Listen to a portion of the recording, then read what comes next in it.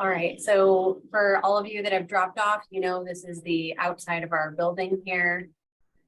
Thank you for coming, and we put together this little agenda of things that we're going to be talking about, starting with welcome and introductions. And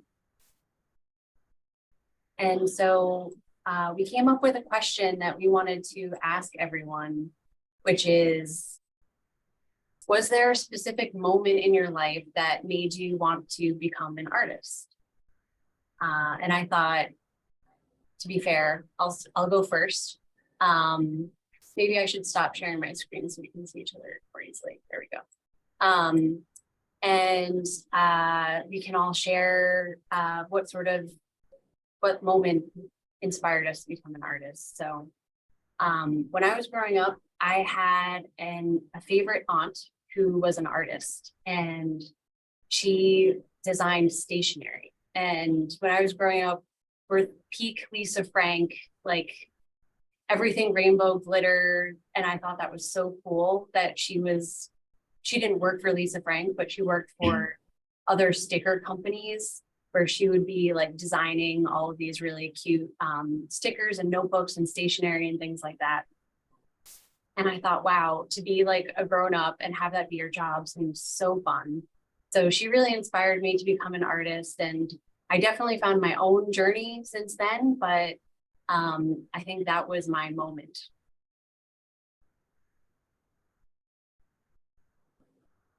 Should I go now? Yes. Okay.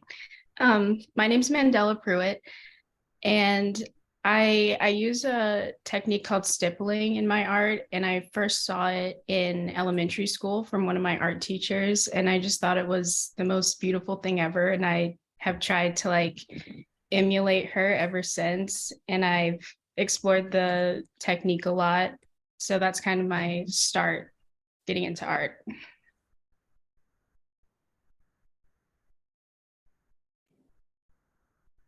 I can go. Go ahead. So my mom is a photographer, so growing up, I would always like see her taking pictures, and she would give me like a cheap camera to take pictures with too. So it was always fun being able to do that. But I also had my incentive for like good grades was always art supplies. When I would help out around the house, there was like a chest where I could like redeem tickets for art supplies. Like it was always just like around me. So I feel like that's when that started. Oh, my name is Casey. Who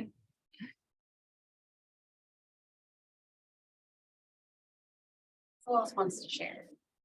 I can go next. Hi, I'm Samantha. I'm a collage artist, and I was trying to think back, just because sometimes it's hard to think because if you're, I don't know, I feel like I was always like playing with sidewalk chalk and like crayons and stuff. But I think one of my good friends and I, when we were like kindergarten, we would pass a notebook back and forth and just fill it with, I guess, kindergarten comics, and just colors and characters. And I think that's where it really started, just being able to share like ideas and colors and shapes and things with somebody else. So yeah.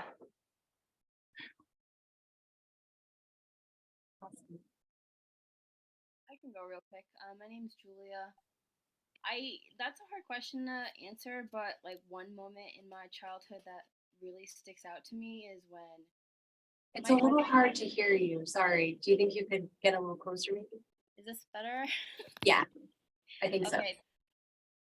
There's one moment, I guess that sticks out to me is my grandma. So she has a very stoic personality. Doesn't really show a fun side very much. But when I was young, I asked her to draw me something, and she drew me like a very very pretty rose in like less than a minute, and that just always uh, stuck out to me.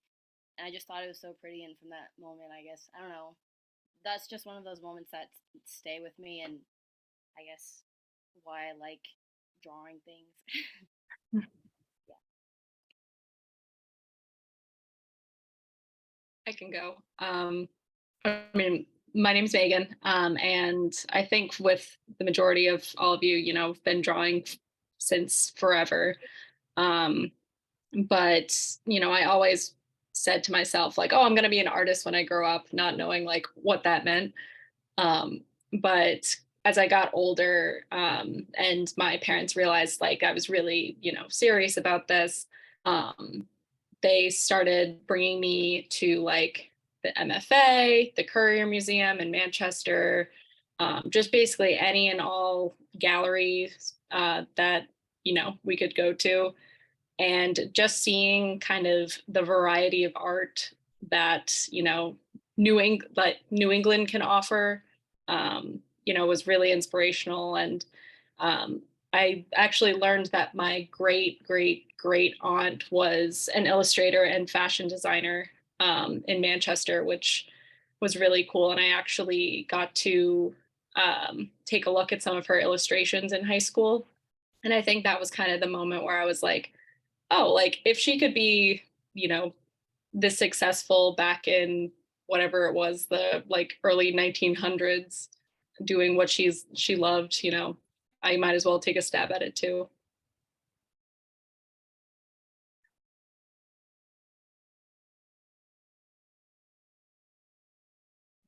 I can go next. I'm Carrie. I mostly do like acrylic paintings, and I grew up with like both of my grandfathers.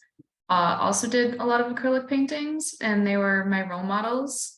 So I grew up with like their paintings in my house, and like I'd go over their places to visit, and it's just like these gorgeous landscapes, and I just wanted to grow up to be like them. So I started painting.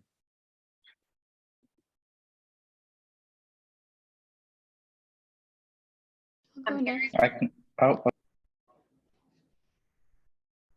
Vanessa, do you want to go next? Okay. My name's Vanessa. I'm an oil painter. I would say a defining moment for me is when I was a teenager and I had a friend invite me to take a nature journaling class with them. It was a really inspiring experience, and I haven't stopped creating since.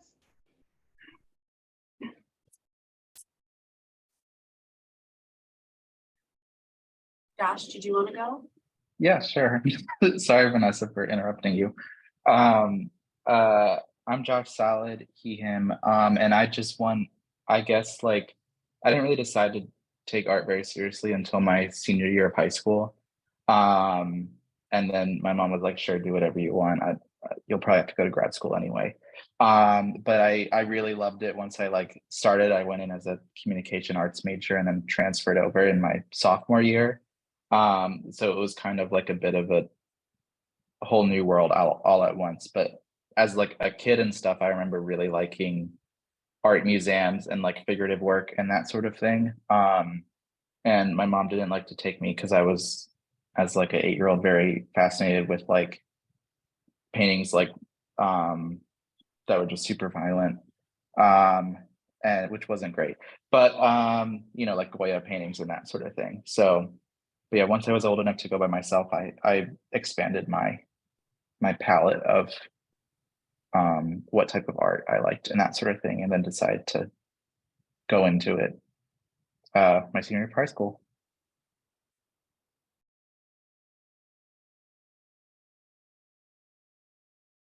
I think, something that I'm hearing is like the people who helped inspire all of us, and also like early validation of art being, something that it felt like that we were good at, or maybe was a reward. I like hearing about that. Would anyone else like to share before we, Elise? Hi. To almost balance that out a little bit. I, from a young age, I had an insatiable need to create.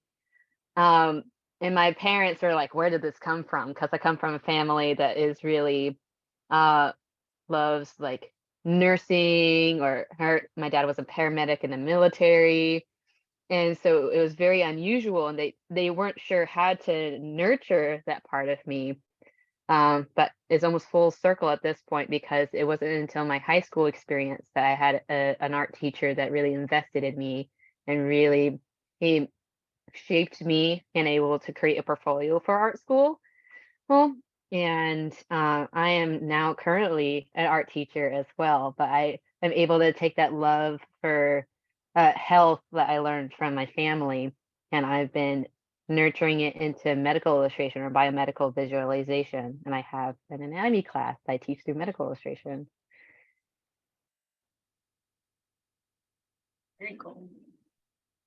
Anyone else want to share? I'll go. Go. Oh, sorry, you can go first. Okay. Hi, I'm Dren. They, them pronouns.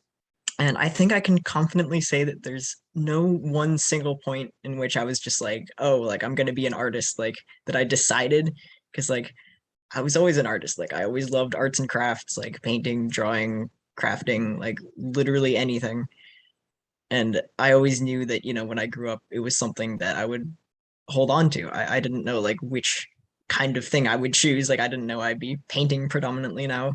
And like I still dabble in a lot of different art media, and I think that's going to be like a continuing thing throughout my life is I'll just keep experimenting with different media, seeing what works at the time. I think more and more artists are going in that multidisciplinary direction, and it's always fun to be inspired by the materials themselves. All right, Allie, did you want to go? Yeah, sure. Hi, my name is Allie. I kind of don't really have a specific medium either. I mostly do like 2D stuff, a lot of illustrative work with like ink and bright colors and all that stuff. And there wasn't really one point where I wanted to become an artist, but there was always, when I was young, like I always wanted to be an animator. And so I remember like the only animator any kid knows is Walt Disney. And I would always see Disney World and I was like, okay, you gotta be an animator, but you also have to have this other thing that you do that is not related to art, but that's like this weird thing. So I always, growing up, like I was like, okay, so I'm gonna be an animator, but I'm also gonna be this. And then that changed a bunch of times until I realized, wait, you can just be an animator. Like that's all you can just, you don't have to have this other thing. So and of course, like my love of art came from that. So yeah.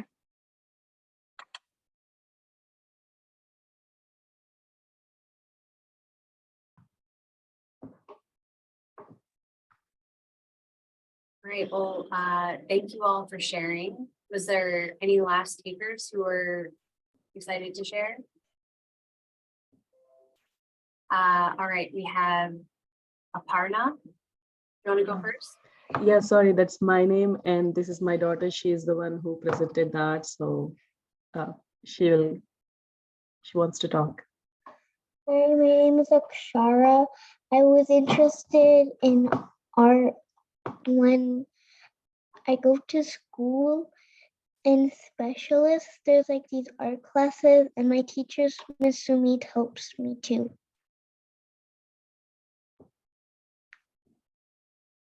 Thank you.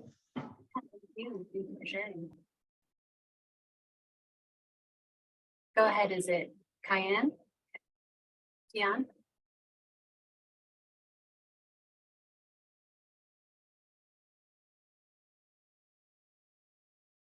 I'm having trouble. We can't hear you.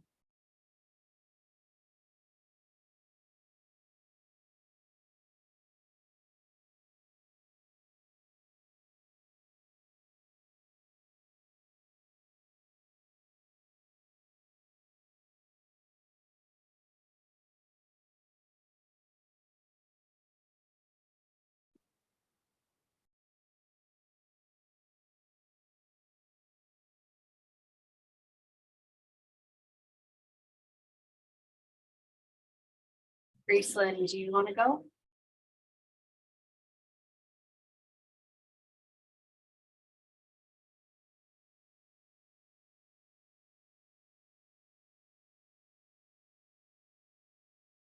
We're having trouble hearing you as well.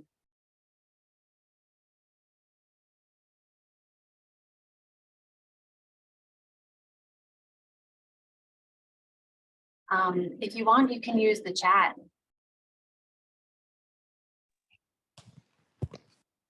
Can you hear me now? Yes. When I was little, my name is Grayson, and when I was little, I used to do a lot of art when I was young in school and at home as well, because my mother was also an artist. So I probably got the genes from her. And I used to see her a lot of times paint and draw. So I started to do it myself as well. I'm really good at drawing people and figures, basically, a lot of stuff. I'm not really that much of a painter. I like to color in with other things, but I do a lot of mixed media in contests and at home as well, because I just don't like doing it with one thing, because it's hard for me to do with just only pencils on one drawing when I could use other things like markers and crayons, which also work really well in a drawing as well. And collage, you do collage in your work. Yeah, sometimes. Awesome. All right, well, I think we're going to jump into the presentation.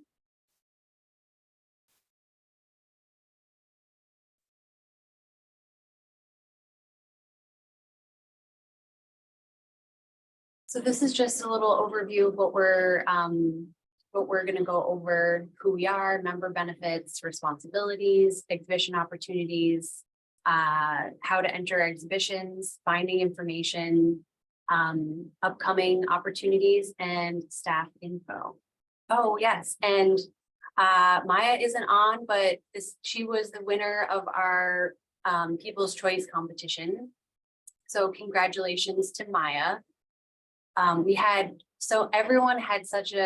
Everyone loved the voting process, and almost every piece of art in the show received votes. So it was really, really close. So thank you to everyone, and congratulations, Maya. At this point, I think most of you know a little bit about the NHAA, but I like to think of myself as an artist cheerleader. We're here as an organization to support you, to create opportunities and also community through our programming and events.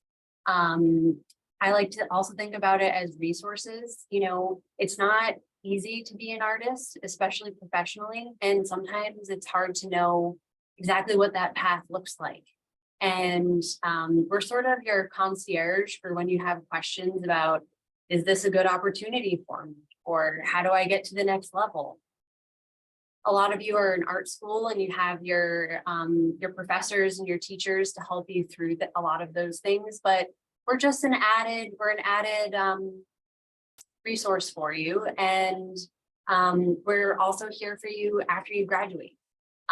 Or if you are not in art school, we're here for you now. We have over 350 artist members, that's including you guys.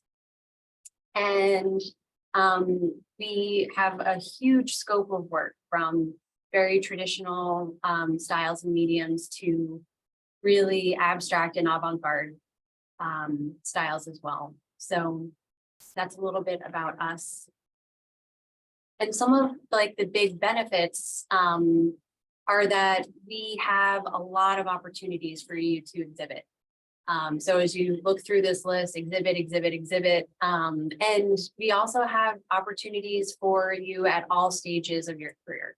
So where you are right now, you're the member exhibitions and submitting to our juried opportunities are perfect.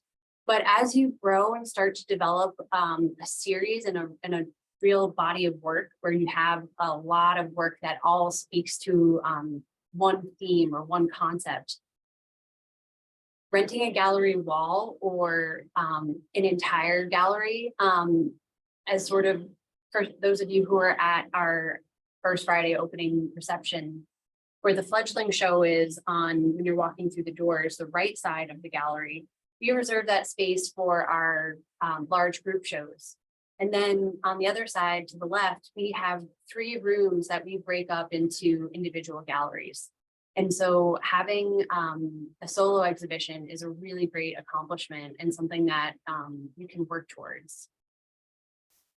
We also have opportunities with our small works gallery, which is a great way to show some experimental pieces. There's some discounts. We keep you in the loop with our newsletter, and we also have a calls for art section on our website. And you've probably already started getting my emails where I'm like, here's some things you should apply for. So we try to help by making things accessible so you don't always have to dig for that information, which is out there. And I think one of the biggest perks, but obviously I'm a little biased, is the professional staff at the NHAA. We're here to help. So this year, you guys, for member responsibilities, you get a free membership. And so I want you all to take full advantage of that so you can really see the benefits of being a member.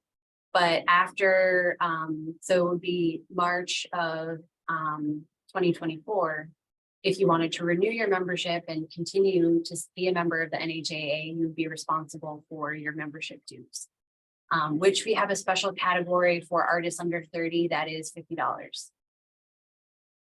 We also have volunteer opportunities. This used to be mandatory, but we recently made it optional. But it's a great way to spend some time in the gallery and really, if you were like curious about how do you hang exhibitions? Why does this work go there and that work go there? You can join our exhibition committee where we get together early Tuesday mornings and we hang artwork. Whenever we're doing what we call changeover, when our exhibitions are switching from one to the next. We also have opportunities to spend time in the gallery on the weekends through gallery sitting. And that's a great way to learn who our patrons are and who's buying art and what type of art is selling. So you can spend time sort of learning a little bit more about the sales side of things and how to present yourself when you're in the gallery.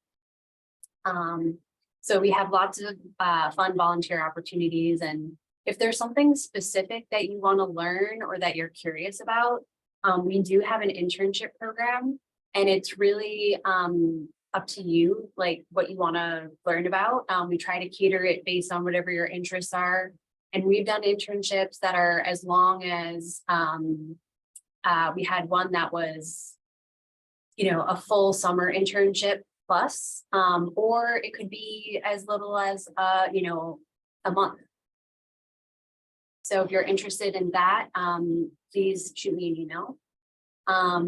And remember, when you're going out into the public and you're saying that you're a member of the NHAA, you want to make sure that your work is exhibited in a professional manner, but then also that you're representing the NHAA in a positive light.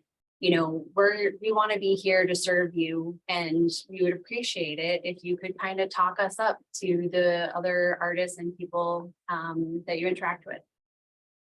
And this bullet down here, reach out, we want to hear your ideas. I can't emphasize this enough. We are a member organization and we really care about what your thoughts are. And as a member, you really have a lot of power to help direct the programming at the NHAA. So in the next week or so, you'll be receiving an email survey from us that's about to help us figure out what we want to do with our critique groups. We have a few critique groups that are already happening in the gallery. They're mostly based around painting.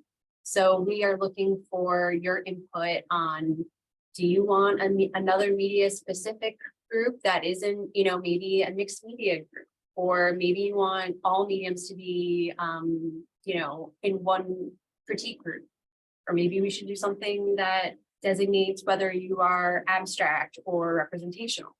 So we'll be sending that out, and we're always open to your input. Send me an email, give me a call.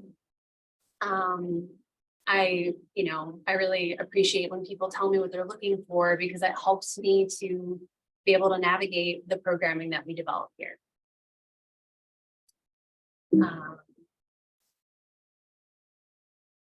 And I'm going to take a minute to go through the different types of exhibitions that we have. So this is for the member exhibits.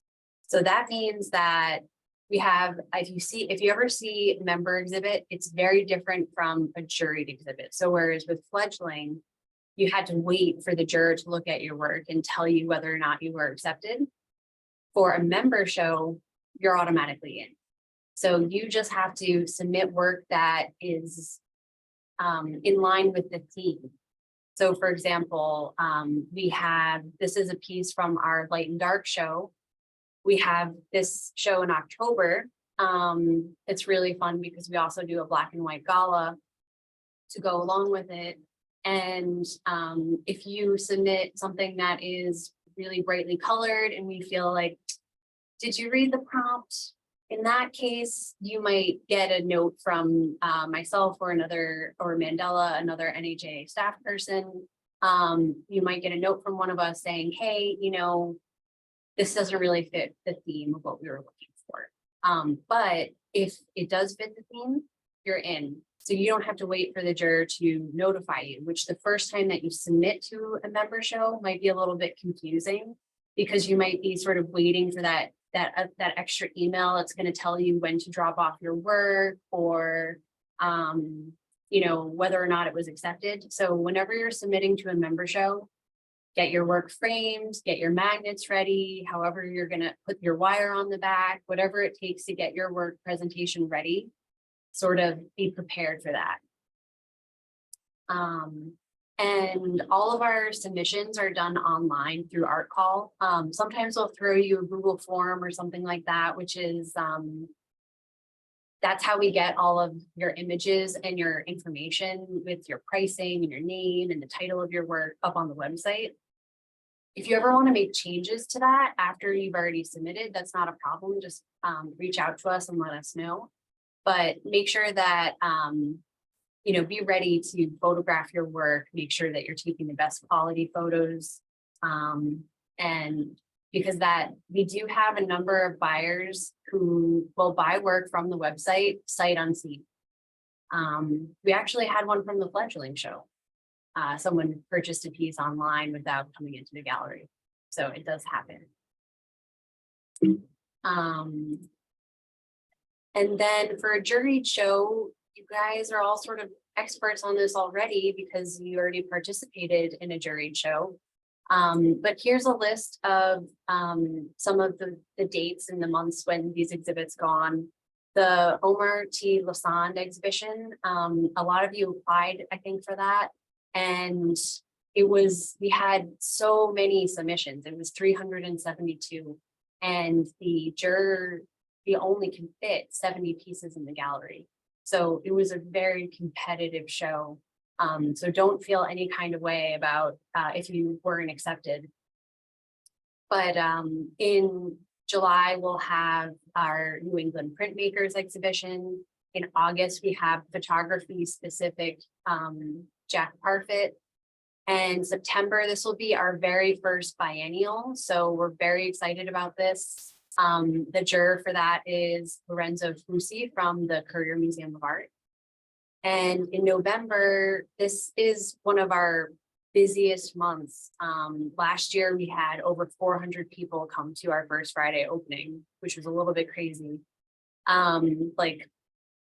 Just to put that in perspective, for those of you that were at the Fledgling opening, we had about 250 people for Fledgling. So it was pretty nutty.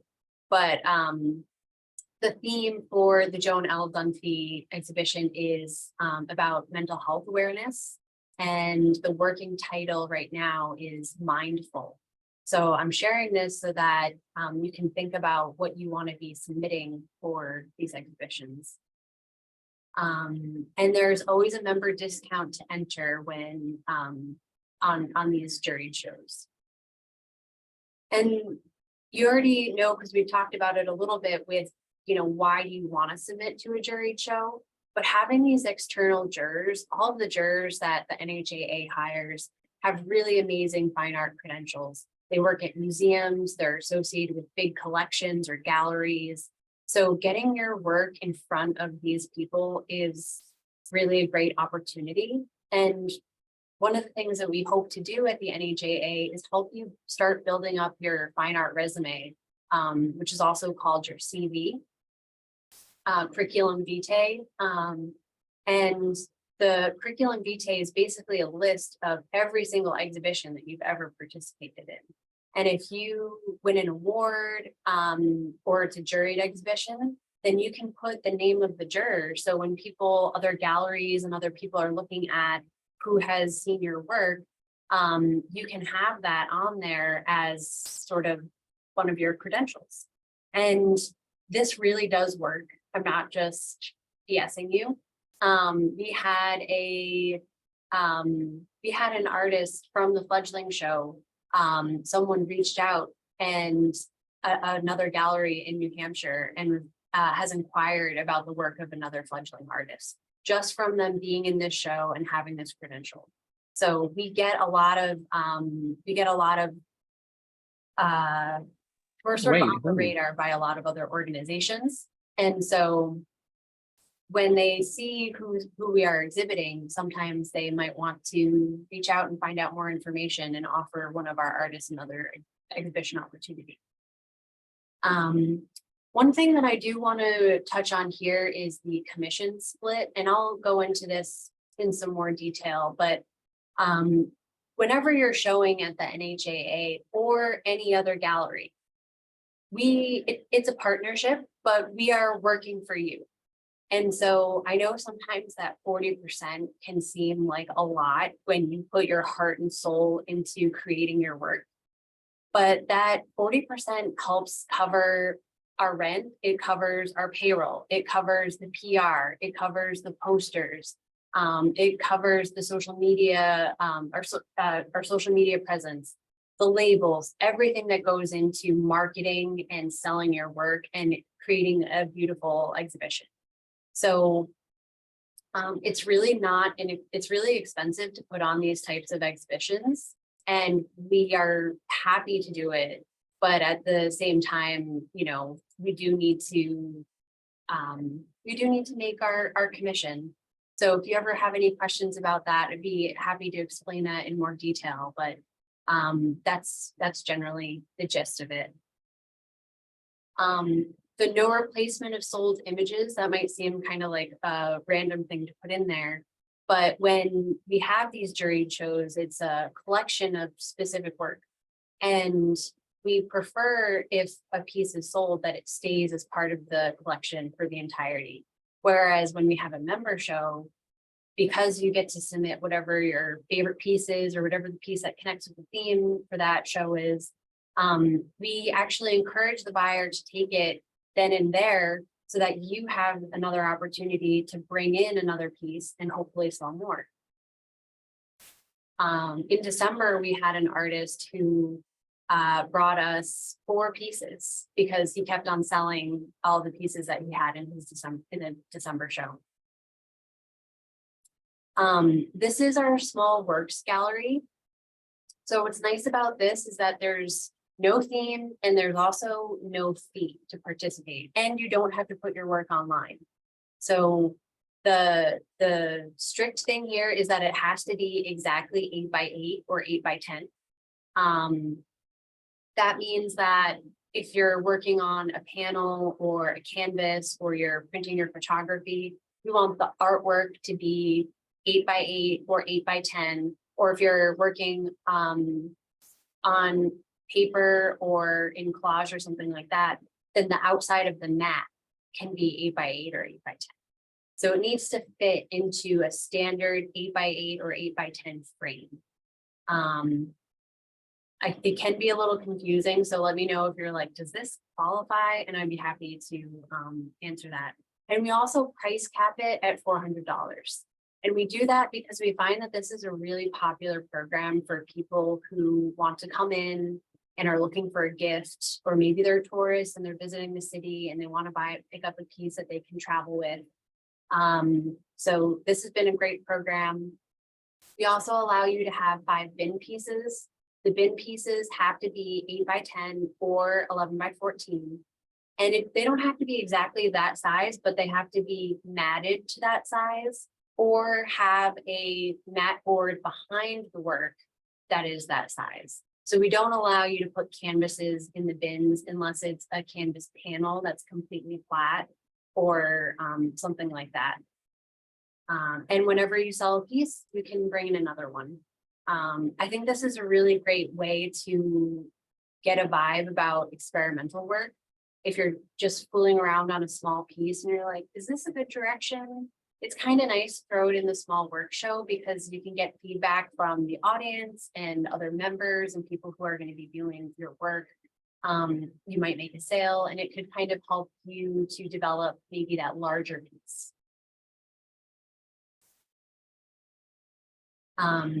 So we have a number of offsite exhibitions. Most of our exhibition calendar right now is pretty full, but we do have some really exciting ones for this summer that you all can participate in. The Concord Chamber of Commerce, we rotate that every 2 months. That's this gallery right here. There's no cost to participate. It's a very business driven community. So we don't really hold specific openings there, but it is a great way to get your work in front of people who are going to be going in and out of the Concord Chamber of Commerce. The League of New Hampshire Craftsmen at Lake Sunapee is for, the league is really known for this beautiful summer event. It's 9 days, and we are the only outside organization that is allowed to have a tent. So if you wanted to participate in this, it's not your average art fair. It's very prestigious. And it's a real honor that they extend this invitation to the NHAA every year. And this opportunity, you can rent a few different walls. We do require you to go up and volunteer, but there are over 20,000 people that go through the fair. And it's a lot of our artists sell a lot of work there. Prescott Park here in Portsmouth, we have the Sheaf Warehouse, which is a historic boat shed located in Prescott Park. And we turn this historic boat shed into an art gallery. It's really fun. The doors to the Sheaf, this is the warehouse right here, open up directly onto the harbor. So there's a sea breeze that runs through. We always need volunteers, even if you're not going to be exhibiting your work. It's still a great way to get to know the local art community here and to connect with fellow members. LaBelle Winery and Dairy is a new exhibition space that we just opened this last year. We have 75 feet of wall space and it can be split between multiple artists. We are having an opening there on April 2nd between 3 of our member artists. Really interesting show, great mixed mediums. So there's encaustic painting with some like paper collage, and it's a really interesting show. So I will be there if you're interested in coming to check it out. There is a link for you to register. It's a free event. But I definitely recommend you come check that out. And Mosaic Art Collective in Manchester, we are currently doing our Trash to Treasure exhibition. Tomorrow is the deadline to apply. So if you haven't done that already, please submit. And then in July and August, we're doing a exhibition at the Art Center, which is a member show, and it's called Creme de la Creme. This silly picture here with the berets is from the Creme de la Creme show that we did last year. There is going to be that Parisian backdrop. Berets will be encouraged. Mandela will always have that on lock. That's one of her signature looks. And It's really fun. The Art Center is a great community where there's a gallery and also artist studios and a printmaking studio. So we will have the whole space. It's sort of like an NHAA takeover, because instead of just one wall that is being rented by an NHAA artist for a solo exhibition, there's actually 3. So we'll have 3 solo exhibitions plus the creme de la creme show. It's $20 for a 2-month exhibition, and Dover has a really cool scene. So I definitely recommend that you all apply for that. And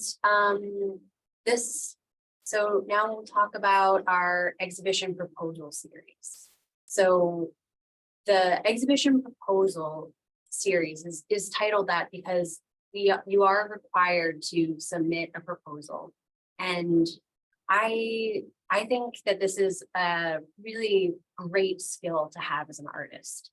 There are so many other galleries and opportunities like artist residency programs or grants and things like that, where having the skills to be able to write about your artwork in a meaningful way, that you can really explain it to someone who's reading it and not maybe able to see it in person, is a really important skill. So we do this as a way to support you in learning about how to write a proposal, where we often do a Zoom class where we talk about skills and requirements and sort of what we're looking for in an artist statement, and how to lay out the specifics of, how many pieces you're going to be exhibiting, how are you going to hang them, how are they going to be presented, all of that type of thing.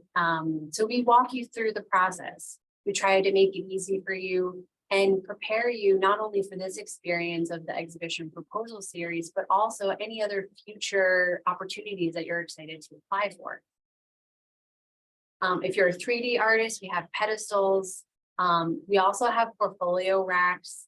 And I bring this up because portfolio racks are a great way to include prints, or note cards, or if you have more work than you can really fit on the walls.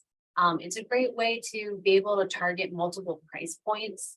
This is something that we work with all of our artists on. So if you're an oil painter and it takes you months to create your work, and you have a masterpiece and you want to sell it for $2,000, it doesn't hurt to have a print made off of that painting where you might sell it for $75, and you'll hit 2 different price points, 2 different markets. You still own your art when you sell your prints, and it's a great way for you to help get a little bit of money back from your art supplies and all the expenses that go into having an exhibition. So we'll talk more about that through our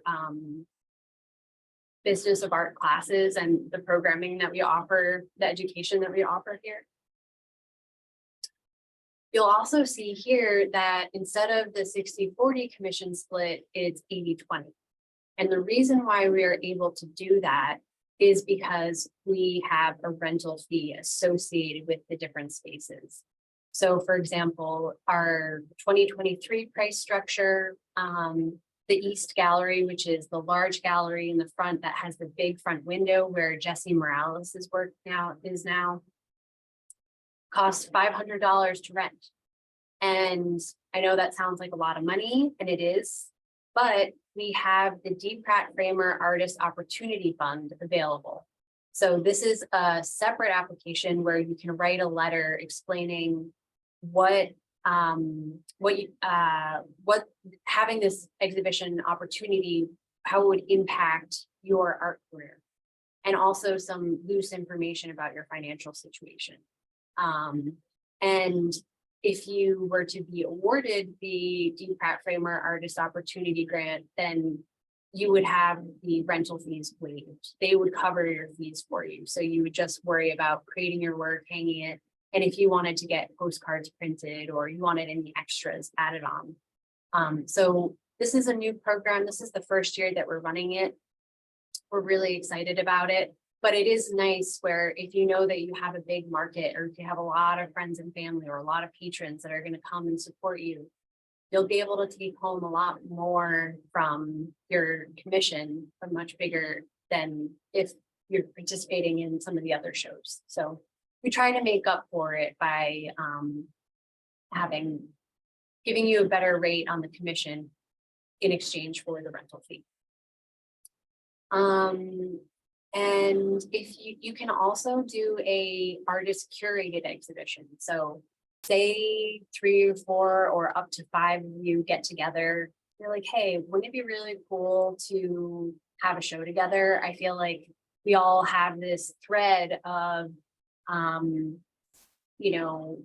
domesticity as part of our work. Why don't we lean into that and have our own exhibition in the East Gallery? Well, then that $500 can be split 5 ways, but your proposal would have to come from all 5 of you. So when it gets closer to when we'll be accepting these proposals, I'll go deeper into that. But I also am happy to share this with you now so you can start preparing and thinking about what you would want to do with that space. And also that you have the benefit of coming to all of our art openings throughout the rest of our exhibition calendar and talking to the artists that have gone through the process and decided to rent a wall or a full gallery. And you can learn from them about what their experience was like, what they wish they did better next time, all of those types of things. And for that reason, I highly recommend that you all come to our first Friday openings. Now, I know that all of you are super tech savvy, so this might not be as critical as it would be for some of our other new member orientations. But I just wanted to share a few things really quickly. So we're here at the home page, and there's really a lot on the home page. So as you scroll down, we have our galleries for our featured artists.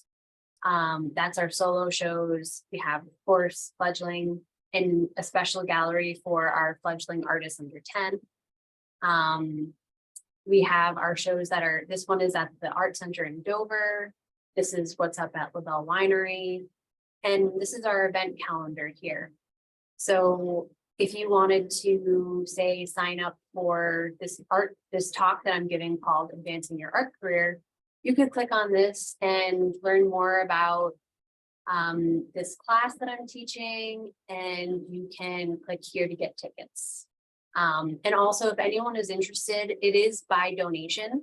So if you want to come, but you can't make a donation right now, send me an email and you can attend for free. We also have this section down here called Calls for Art. Right now we're doing new member jurying, so we have the new member call. We also have the trash to treasure call, which a lot of you have applied for. We have our partnership with the Racial Unity team and doing their art and poetry challenge. We have the members only exhibition for NHAA sculptors, and the May exhibition, which is a member show called Element. So whenever you're like, oh, I made a bunch of new work, or, oh, I don't know what I should make, what's going on at the NHAA, if you go to our homepage and you scroll down to this section, this is where you will see our upcoming exhibitions. So definitely keep this in mind. I also want to show you under the membership tab. Sorry, I have to do that thing where I keep moving the Zoom window around. The member portal. When you click that, it takes you to this white screen. You're going to type in the password. Everyone has the same password. It's all lowercase, no spaces. I love art. And then you hit the little arrow and it takes you to our member portal. And in the member portal, we have, so next year, don't do this now because you don't need to, but next year in 2024, you can click here to make your payment for your membership dues. We use this as our payment portal for submitting to our member shows like the NHAA Sculptors or the May exhibition Element. Click here to make your payment. We have some orientation information here, and this is where the Zoom will be uploaded after the recording, and I'll also put our PowerPoint on here. There's some really great resources here.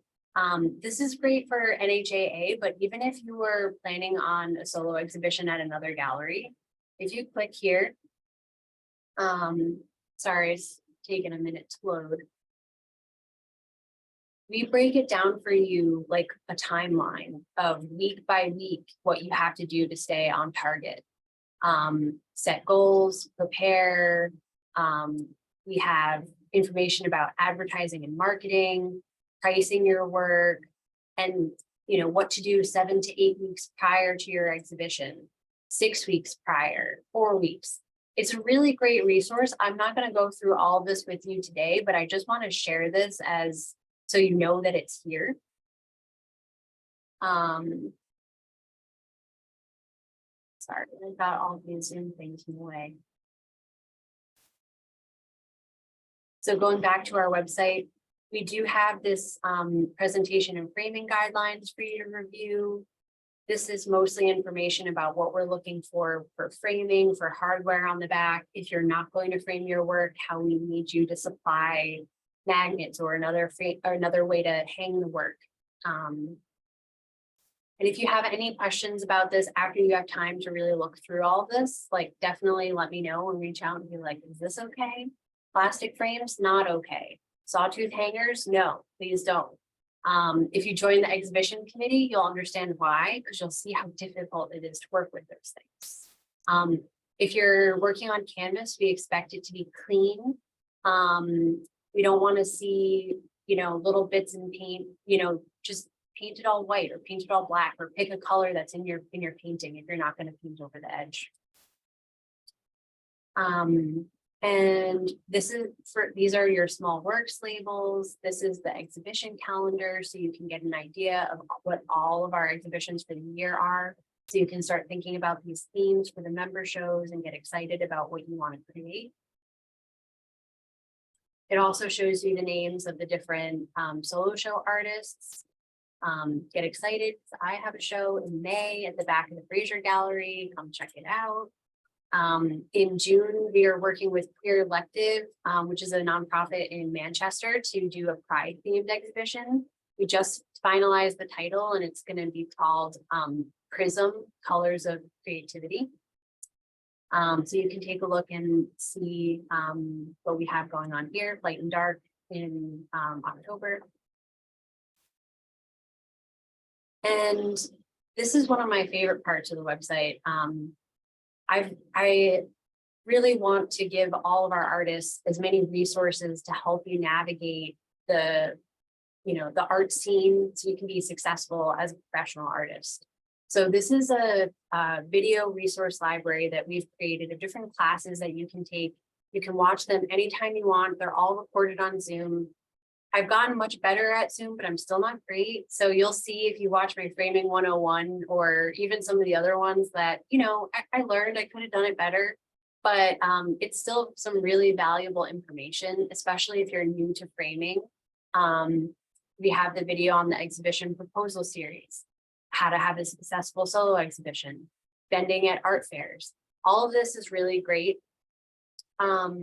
Just information about NHAA programs and how you can apply it to other opportunities from other galleries and organizations. And if there's something that you're really wanting to know and I want to know, tell me so that we can formulate a class and we can post it here. The Advancing Your Art Career class is going to be in person, which is a little bit different from how we've done things in the past because of COVID. But we hope to add more recordings here, and we really want your input. Down here, this is where you sign up for gallery sitting and other volunteer opportunities. So you click on this March one, it'll take you to our Sign Up Genius, and you can see a lot of the, it's the end of March, so it's sort of in the past, but we have different types of opportunities. Like if you're really curious about being on the exhibition committee and you want to learn how to hang artwork, you can sign up. We have 5 slots still open from 8 to 2 p.m. on Tuesday the 4th. We also, if you're like, hey, I want to meet other artists and I'm going to have to go to Portsmouth to pick up my artwork anyways, and you want to sign up for one of these slots, you can hang out in the gallery on Monday and help other fledgling artists check out their work. So we have volunteer slots open here. We also have one on Sunday. And you'll see Mandela works a lot on the weekends, so you'll get to hang out with her and she'll walk you through the process. So it's not volunteer, hey, you're 100% on your own. It's volunteer with a staff member. We'll walk you through it. It'll be fun. And we hope that you take advantage of that. This is where you're going to find the information about small works. This has all of the dates on it. We have information about the gallery wall dimensions and the wall ID for if you're planning your exhibition proposal series. And that's really it. This is some important information about our articles of agreement. And now go back. Oops. Sorry about that.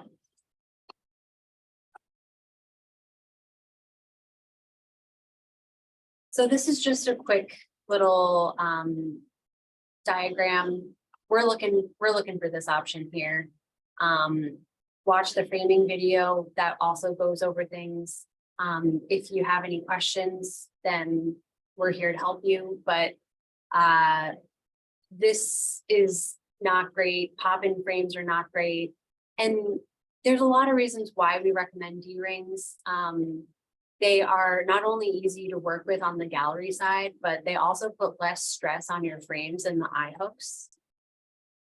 Those can kind of like put some torque on your frame and eventually over many years cause damage. We also have an exhibition agreement, and you can read that on our website. It's on our homepage under the calls for art section. It's a complicated document, but the reason why we have it is basically to protect the NHAA for putting in all of the work and all of these resources that I've been outlining for you. And so it's saying that when you're showing a piece of work at the NHAA, we're the exclusive agent for the sale of the pieces. For the duration of the exhibit. And we don't really appreciate when artists will kind of go behind our backs and sell the work off of your own website or sell the work to outside of the gallery, so that you can get that full commission. And I've already talked about that a little bit about why we charge that commission. It's important so that we can continue to grow and continue to help you with your career and offer more opportunities. We're a nonprofit organization, so all of the money that we receive goes right back into our programming. And we just ask that you honor that you honor the work that we're doing, that you understand that we're doing our very best to sell your work, to show your work, to give you the best opportunities that we can. And that in a sense, it's a collaboration. Another thing is that to help with this is that you set the price of your pieces. So we don't want, if you sell your work for $1,000 on your website, you should sell your work in the gallery for $1,000. What we don't want you to do is say, oh, the NHAA takes a 40% commission. Let me add 40% to that and sell my work for more. That doesn't honor you, your collectors, or our relationship as your gallery. And this is, I also want to say that this is not unusual. Every single gallery that you work with throughout your entire art career is going to have these same rules.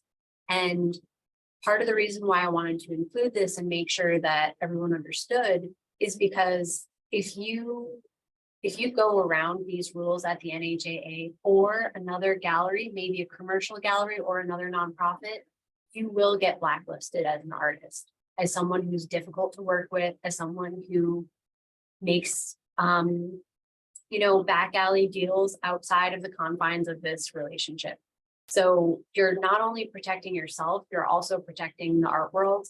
If you go to a art fair, for example, not one of the NHAA programs, but if you get a table in SOA in Boston, and you are showing your work there, and and you have prints available that you're selling for $45, you should sell your prints at the NHA small works bin for $45 too. Because if you sell your work for $60 at the NHAA, and then a buyer, a collector, someone who's bought your work in the past, goes to the fair and sees that you've marked down their prices, they're gonna say, why didn't I get such a bad deal on this artwork? It's the same print, it's the same artist. In one place it's $60 and the other it's $45. Why is that? You're devaluing yourself as an artist. Your price should be $60 across the board. You have to protect your collectors. And when you start selling your work and developing your fan base and your collector base, and your work is featured in different collections, then you have to honor the value of that investment based on your buyer. And that's why this is such an important thing to communicate with you. And then we have our upcoming events. I think I've touched on most of these already. We have Trash to Treasure. Tomorrow's the last day to apply. The Lassonde is going to be coming up in April. The opening is April 7th. Highly recommend that you guys all come check it out. May Element will be the first show that you all can participate in as members.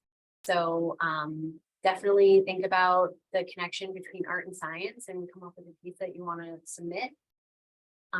For June, we have Prism Colors of Creativity. July will be printmaking, and then Chief Warehouse exhibition. That's the boat shed in Prescott Park, and Creme de la Creme at the Art Center with the berets. So all really fun stuff. I promise we'll keep you busy. I promise that we'll provide tons of prompts for you to be inspired by, to create new work, to submit to our exhibitions. And keep checking the website and your email for the next round. And then these are all of our email addresses. So please put these in your address book or your contacts, so that our emails don't go to spam. My email is nhaa.gallerymanager. Carol Van Loon is our exhibition and membership coordinator. Mandela Pruitt is our gallery assistant. Whitney Fisher is our website manager and also our social media manager. So she's the one that you're interacting with on Instagram and Facebook, and she's great to reach out to with any questions on that. And if you're not sure who to email, then send it to this one.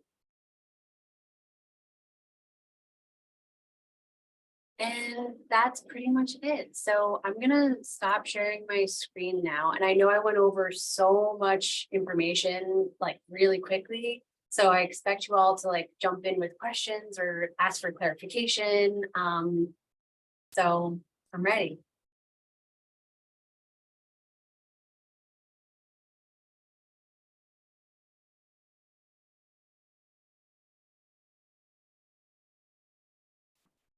I would love to hear a little bit more about the League of New Hampshire Craftsmen show and how artists can get involved with that. Awesome. So you've started to see my emails where I'm like, exhibition opportunities, check it out. So it'll come to you in another one of those emails. And for the League Art Fair, it's very popular. So a lot of times we kind of do first come, first serve. And the way that we do that to try to make it fair for everyone is we'll kind of tell you when we're going to be opening up the applications. So we'll say, hey, we're going to be opening up the applications on this date. You should really like have your eyes, peeled for it. And then we'll send out the application. It'll be really simple in terms of like, you know, your name and that type of thing. And then you will you'll check off a box of how much space you want. So because the walls are really small, they're like panels, really more than walls. You're kind of size limited to artwork that's like 36 inches or smaller. But if you were to kind of make it into the league, then you would be able to curate your own wall, your own panel, however you wanted. So you might say, I'm going to do one big piece and then I'll do like 2 or 3 small ones. I also recommend that if you've never been to the fair or you've never checked out the NHAA booth, that you take a look this year and go for a visit. It's really fun to walk around and talk to all the artists. It's a great opportunity to network, especially if you're if you're using like a lot of equipment. Like I'm a potter, I do a lot of ceramic work, and so meeting other artists that are working in ceramic was super cool. I'm like, oh wow, I can ask you like all these technical questions. So that's something that's really cool. And you can kind of see like the people who do Summit B, they kind of have it down, and it would be a great opportunity for you to check it out and like even photograph the work so you can see, oh, this is how they hung it, this is how it worked. But it's not to say that you can't apply this year as well, but it's kind of like taking a really small panel, really small amount of space, and figuring out how you can be as loud as possible with showing off your artwork, if that makes sense.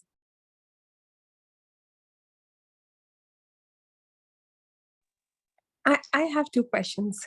Sure.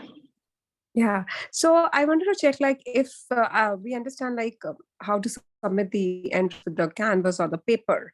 So what about the frames, like the photography? So because the photography is just like a sheet, you get a printout, and then we buy the normal frames. But the frames at the backside, they have like those, like, as you mentioned, like the pop out hooks. So any ideas with submitting the photography? If you go to Michael's or a craft store or someplace like that and you get the like ready-made frames there, they're fine to use. We just need you to put a little bit of extra work in. So instead, like sometimes on the back, and I don't have a great example in front of me right now, but I can show you some pictures and we can connect again, like sort of offline. But where I showed you the picture with the D-rings, if you put D-rings on the back and you put wire and you clean up the back so that there's not, maybe you put your artist business card and you put the NHAA label that we have for you on the back tied to the wire. As long as you put that extra effort in to finish the piece, you can use those frames. What we don't like seeing is a lot of those frames, they're really thin and they're made out of plastic, and they will have like that little sawtooth hanger on the top. And the sawtooth hangers don't work with our hanging system. And if you're we will use a regular J hook and nail if necessary to hang your work. But as much as we can use the hanging system, it's really our preferred method. So don't worry too much if you use one of those ready-made frames and you have to pop it in, but just make sure that when you're looking at it on the back, it's professionally presented and that you're putting your own hanging system on and not the one that comes with the frame. So I kind of a little bit not understood, because the frames like we get, like we purchase from Michael's and all, but again, they have like those triangle hooks, like the D frames. So, and then we put our wires. So anything else we need to change? No, I think that should be good. And we, especially for the first show that you apply for, we will reject work that is, you will say, hey, this is how you do it. This is where you get the supplies. We work with you so that you can, we'll let you know if there's a problem. Yeah. And we'll try to give you as much leeway for like a resubmittal process. Mhm. Sure. Thanks. The other thing I wanted to ask, like, you showed all the opportunities with like the being in with the member. Supposedly we are not a member. So do we have any other opportunities, or if these kids want to continue for the next year, or any other, like small wall or something? So anything open up for the non-member? Well, we do have a class right now that we're running at Mosaic Art Collective, who's our partner in Manchester. They're doing an art class called Sustainable Art, and it's with unchartered tutoring, and it's a art program where kids of all ages are welcome to sign up, and it's like a little art class about using recycled materials to create art. And it's going to be going on at the same time while we have the Trash to Treasure exhibition up in the gallery. So that might be something that you might be interested in. The other thing was to participate in the Sheaf Warehouse. That's in the summer. We are preparing a number of activities for everyone, so any artist or community member is welcome to participate. We're going to be doing like a public painting project. We're going to have canvases at the Sheaf Warehouse with like a directed by an NHAA master artist to, about for collaborative painting. We're also going to be doing we have a plein air group, and it could be really fun to have the young artists participate in the plein air painting group. It meets on Wednesdays, the second and fourth Wednesday of the month, and we go to different locations, usually around the seacoast, but it does get outside of that area as well. And you bring your easel, your art supplies, your sketchbook, your camera, whatever medium you want to work in. And we kind of meet together as a group, and then we all go off and explore the landscape, and then come back and sort of share what you've created, and that's pretty much it. So that's another opportunity that you can check out. Yeah, great. Thank you. Most of our programming is designed for professional artists. So the Fledgling show is sort of a way to bridge that and to encourage the young artists. And we're so grateful to have to meet all of the work from your students. It's really fantastic. And I do hope that we might be able to have more opportunities, but right now our focus is really on professional artists. Yeah, so I was honestly asking for myself. I know tomorrow, 24th, like was a juried artist. I couldn't do it, but I did apply for the other one. Like we just had recently, the juried one. Yeah. So yeah, that's great to be connected with this great gallery. Thank you. Thank you. Does anyone else have any questions?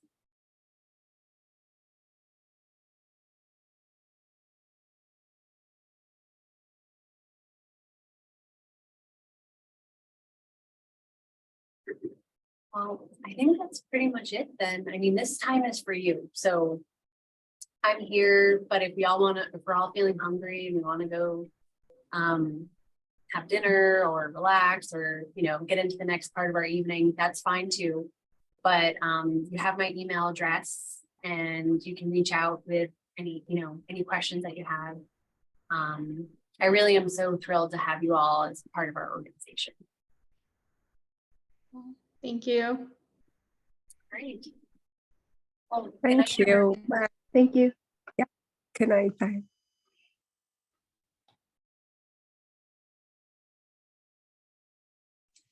Thank you. Thank you. Thanks, Amanda. That was really helpful. I'm so glad.